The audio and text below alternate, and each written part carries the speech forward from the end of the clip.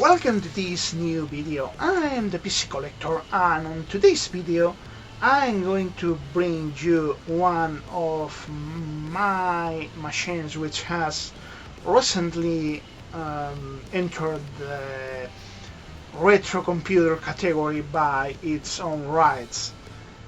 Is this Dell Latitude E6400, which is one of the support computers I use every now and then for certain auxiliary stuff.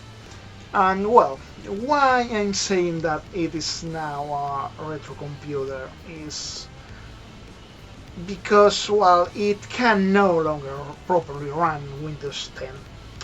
So yeah, while there's not a defined mark which defines where a computer becomes a retro computer, and there's a concept on it which is legacy computers, which are computers which can no longer upgrade it to run modern operating systems, or rather any mainstream supported operating system, which in this case would be Windows 10 or Windows 11.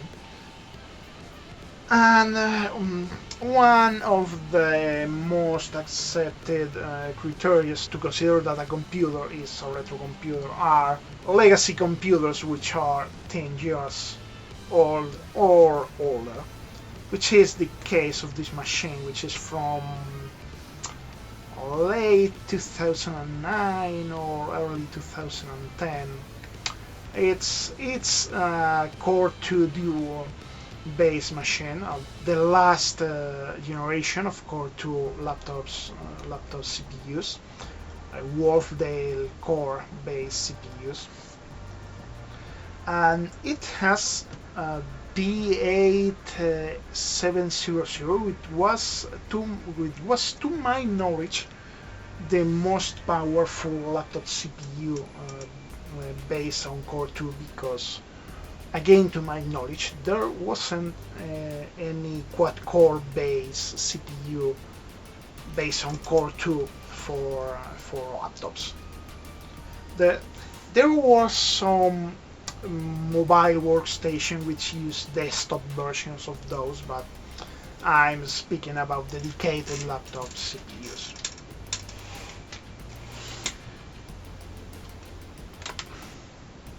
As you can see, the laptop is comparatively modern for what is common on this channel. It's from the Windows Vista era, and well, other than the CPU, the Core 2 CPU running at 2.4 GHz or 2.66 GHz. I don't really remember the exact speed of the machine.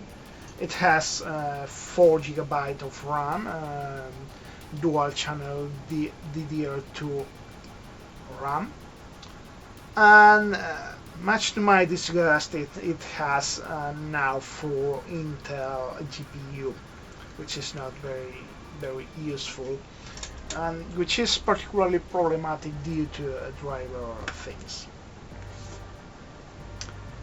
Unlike in other videos, this machine doesn't require any kind of hardware maintenance,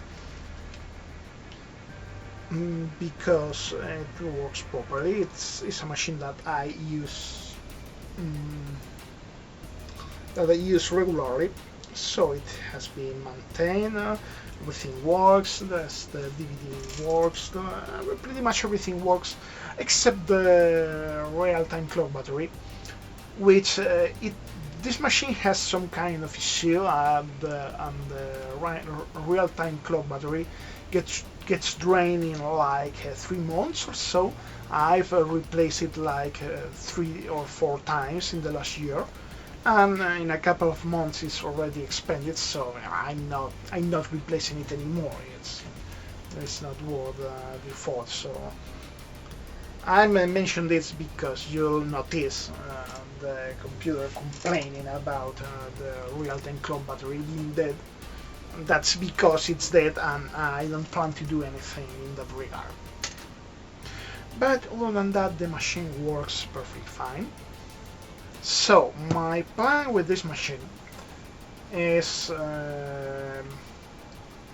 making it some sort of a mix between a retro and a still usable computer, because while with Windows it no longer can be used, under Linux it still can be used for basic tasks like browsing or basic informatic stuff and such.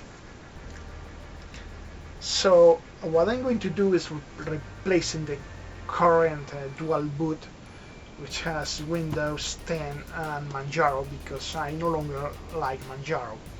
So I'm going to replace it with a triple boot with Windows, with a classic Windows, more modern Windows, and a modern Linux.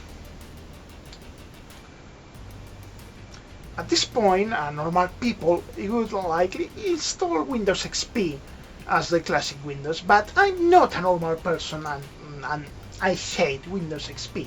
Anyone who knows me knows that I hate Windows XP. So everyone who knows me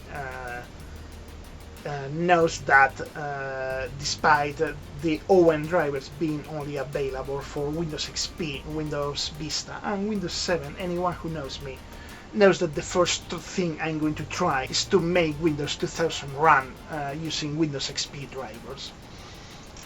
Probably won't work, but I'm still going to try it because I simply hate Windows XP.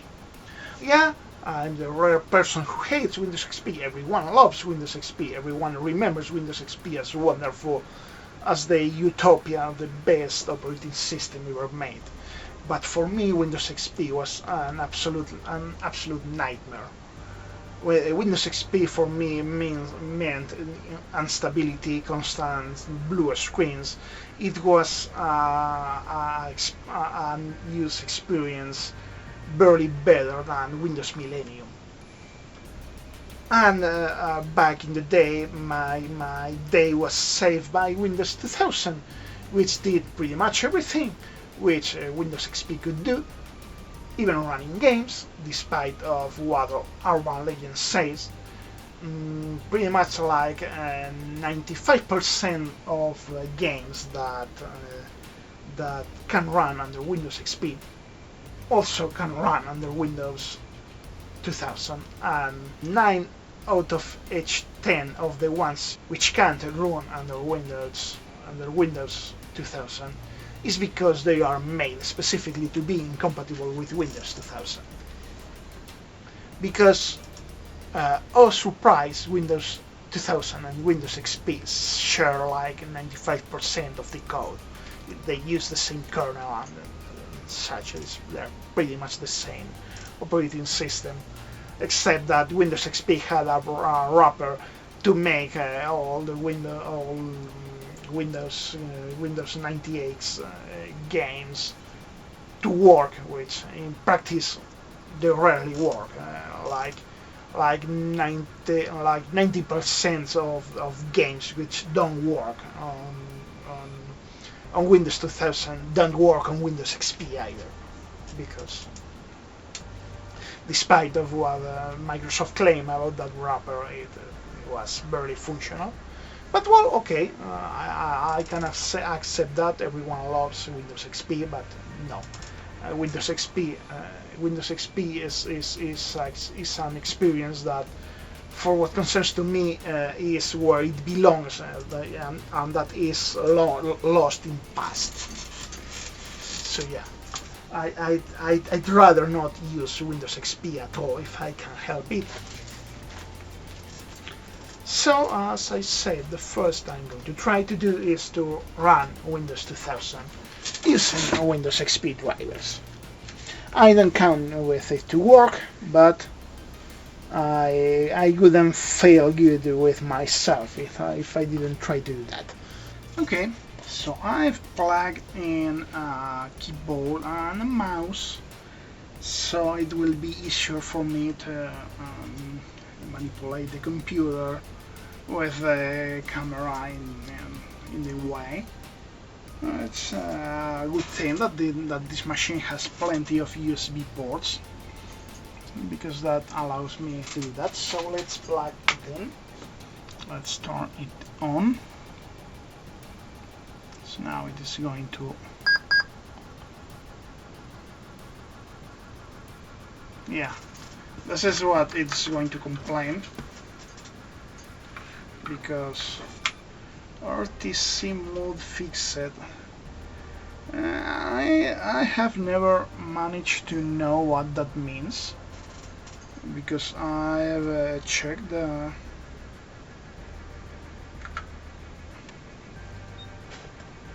I've checked the BIOS and I have system information.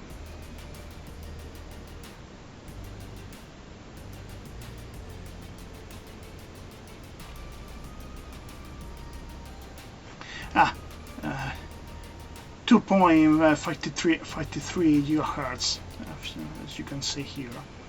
Yeah, it's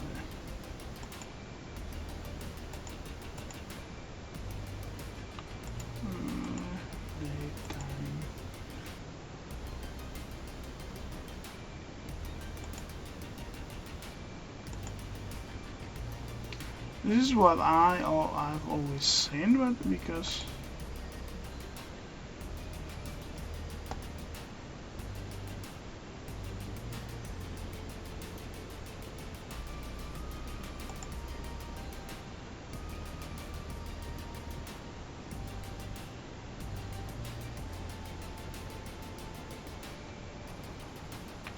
yes, I don't care. I want ETA mode because I need it for Windows 2000 or Windows XP to boot. Yeah, I could use SATA drivers, but I'm not going through the mess of doing that. It's a problem that it doesn't use ETA mode by default, because that could be an issue. That could be a serious issue with that thing, that it doesn't save the configuration because the battery is dead, and there's no way to solve that.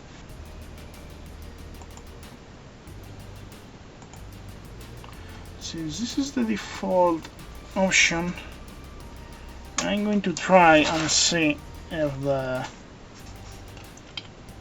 if Windows can see the drive on that mode. I don't count with it.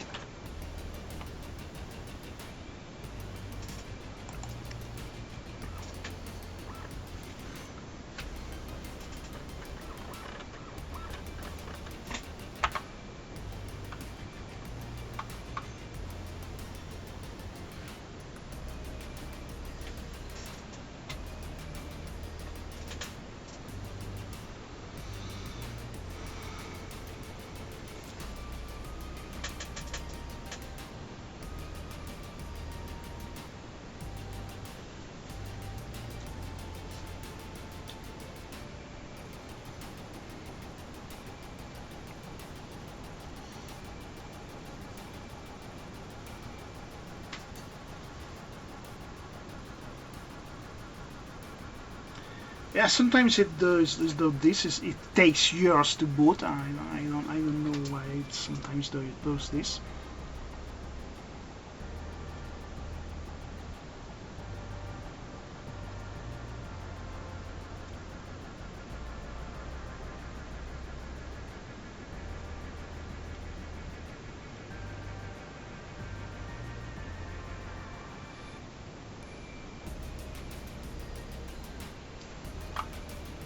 DVD drive.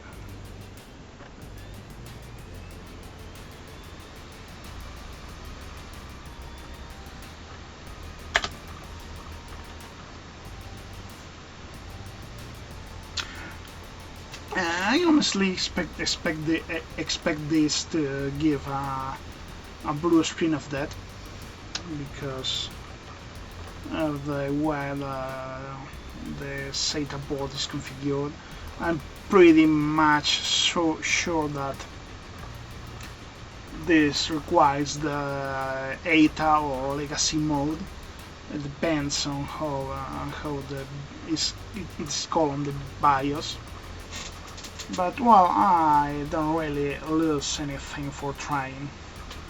At most, I'd lose a couple of minutes.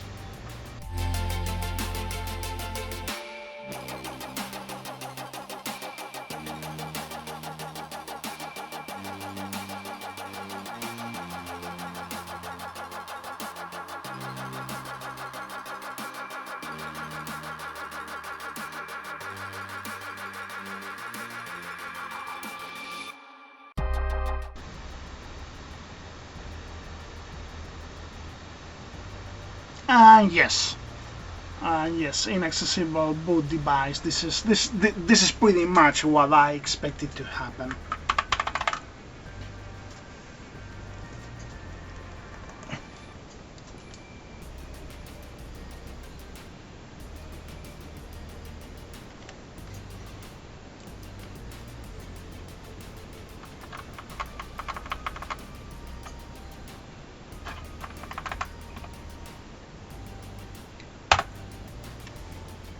Yeah. This was pretty much what I expected to happen.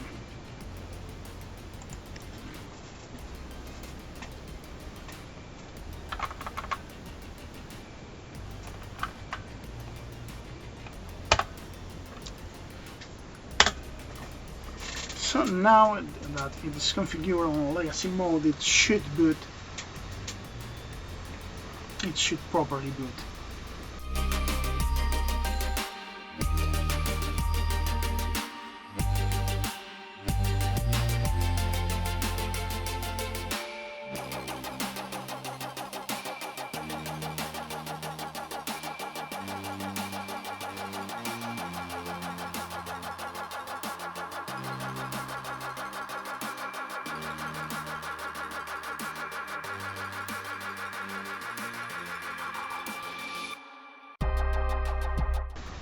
And now it properly works because Windows can detect the drive as a normal ATA drive.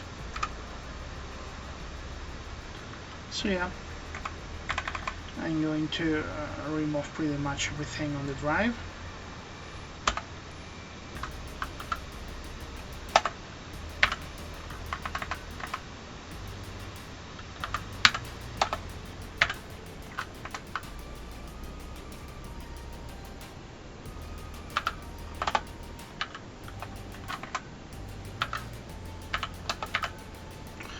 Okay, so now I'm going to create. This is going to have 3 operating systems, so it should have 3 partitions. I'm going to make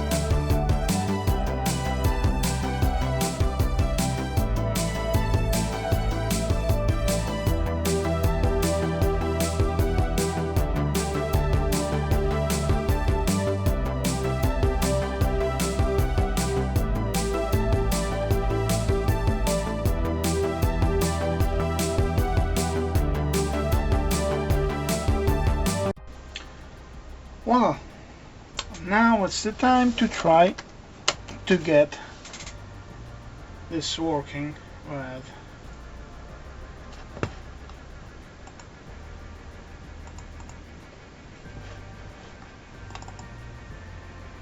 what the hell? Oh, okay. It was taking its time for some reason.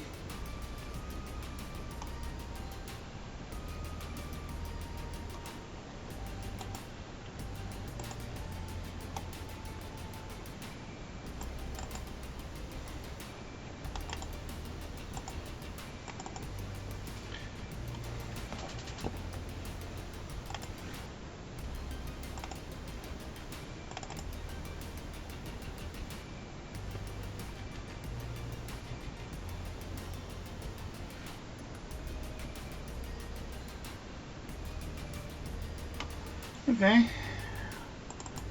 let's go for the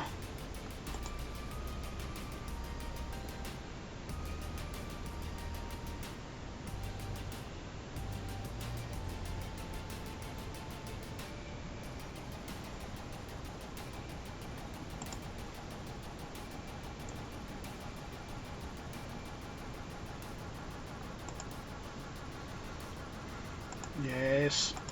Yes, stop.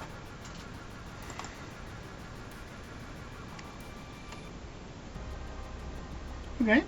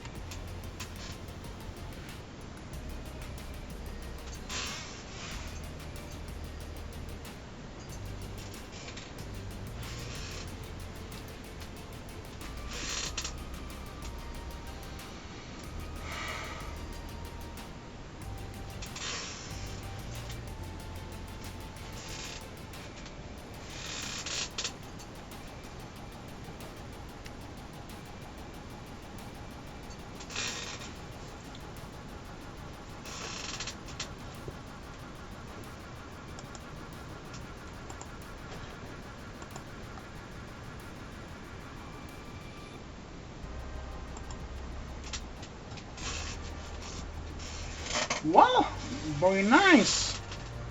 The graphic driver works. Okay, let's keep trying. Let's see if the sound driver does the same.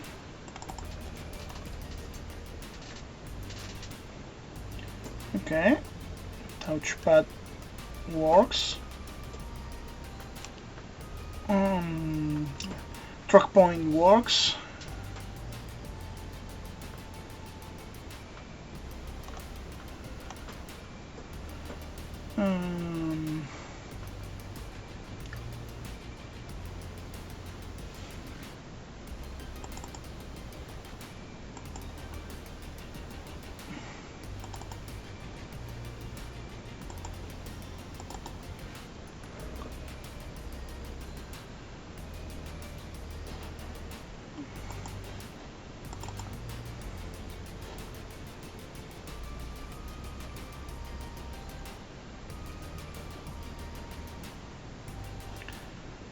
Okay.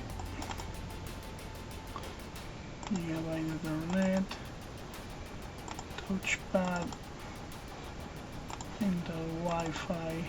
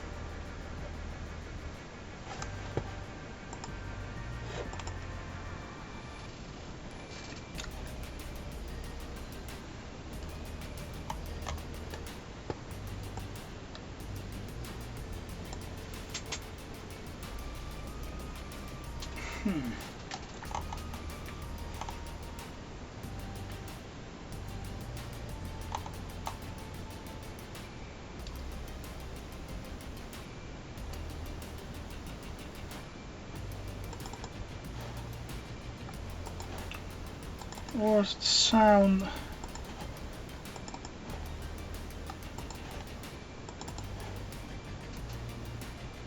Where the hell is the sound?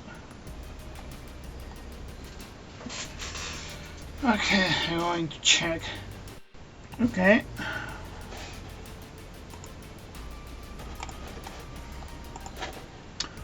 It seems that the wrapper is incompatible, so let's try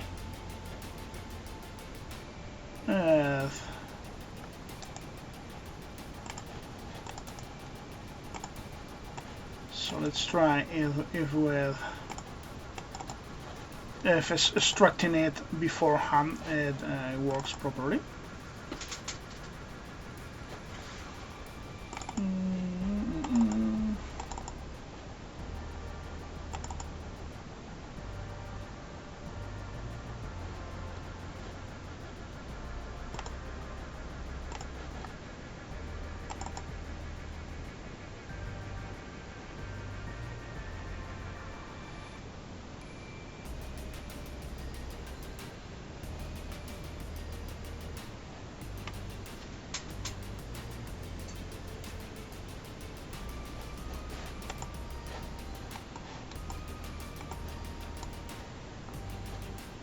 Yeah, it's doing something.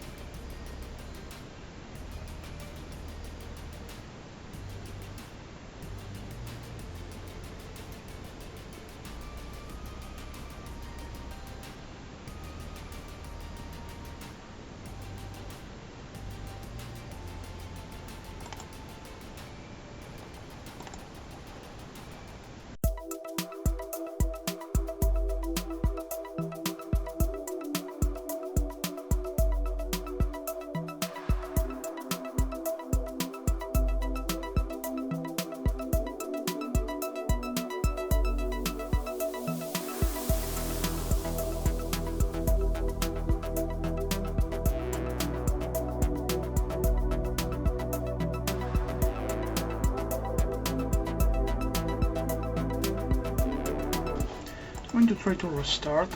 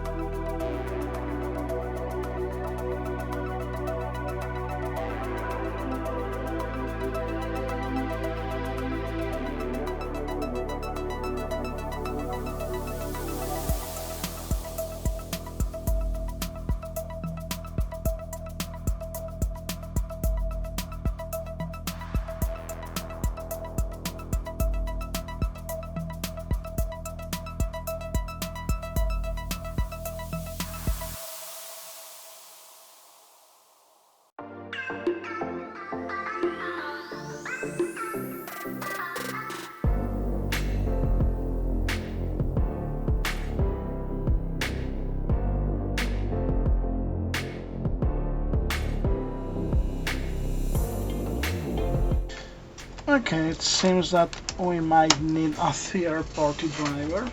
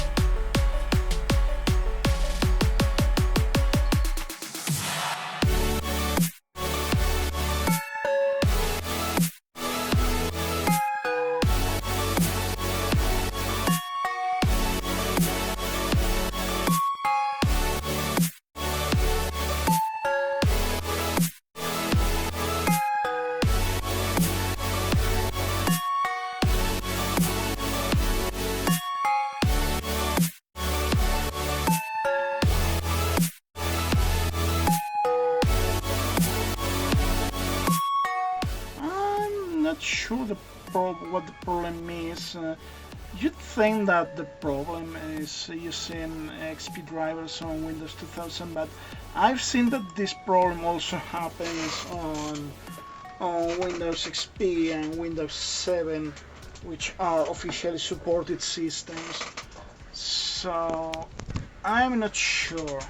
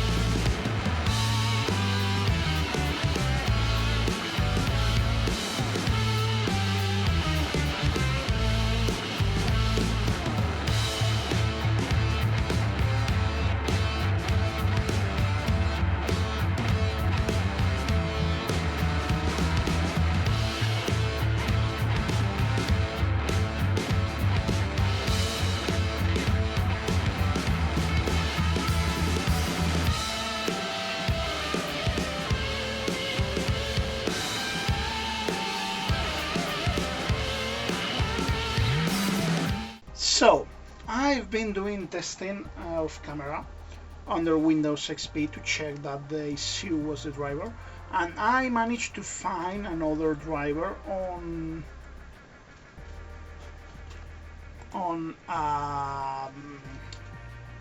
a recovery DVD which I found on a website, and that one works under XP.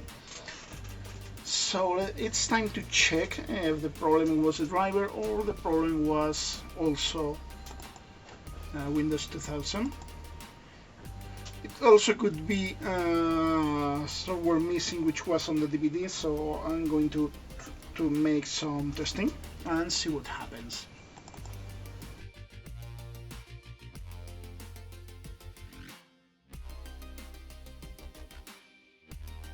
Okay, it hasn't exploded.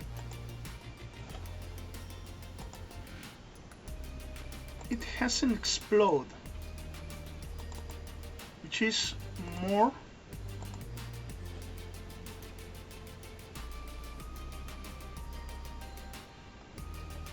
than I managed the last time. Okay, let's try to reboot and see what happens.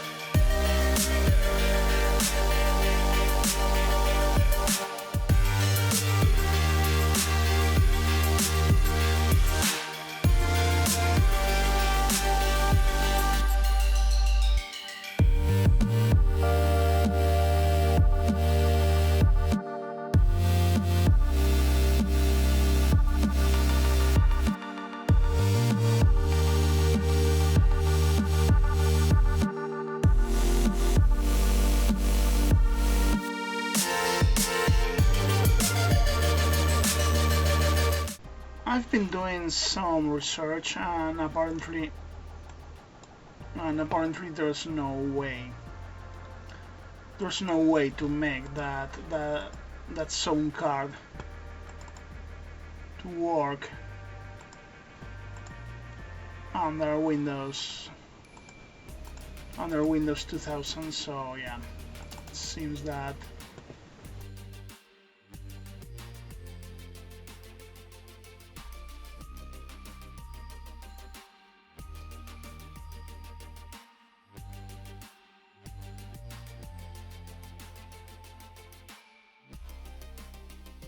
Hey!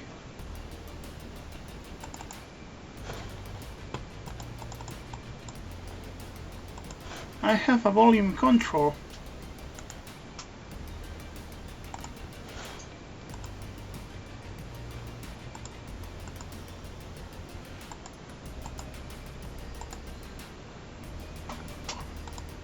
Okay.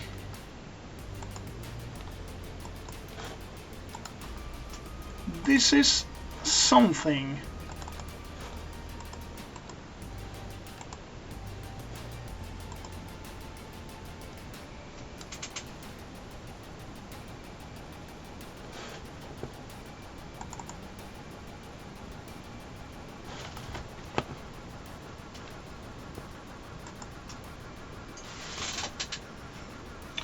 I apparently only have audio on H.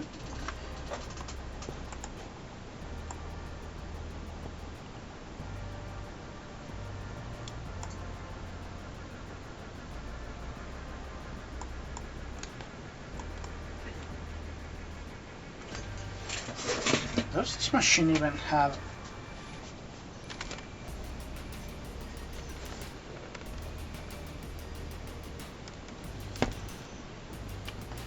this could be fun. I really need to try that. I need to test that.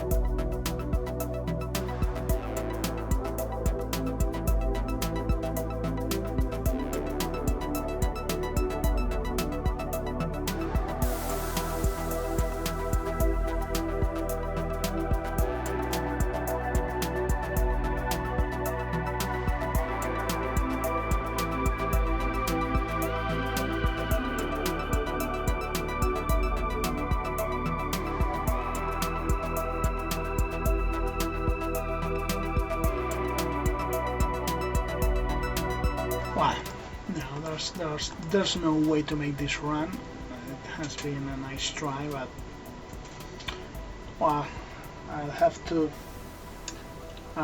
use XP. Yeah, I'm shivering only of thinking about using XP.